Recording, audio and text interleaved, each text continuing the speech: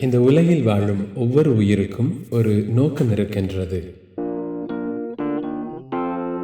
அந்த நோக்கத்திற்கு தேவையான சக்திகளை இறைவன் அந்தந்த உயிருக்கு தந்து கொண்டிருக்கின்றார்.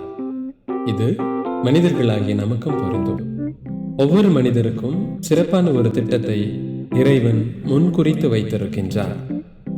அந்த திட்டத்தை நாம் நிறைவேற்ற வேண்டும் என்பதற்காக நமக்கு சிறப்பான ஆசீர்வாதங்களையும் தருகின்றார். இந்த நாளில் நமக்குள்ள செய்தி, நாம் இறைவனின் திட்டத்தை நம் வாழ்வில் உணர்ந்து கொள்ள வேண்டும். அந்த திட்டத்திற்காக இறைவன் நமக்கு உதவி செய்கின்றார், நம்மோடு வழி நடக்கின்றார்.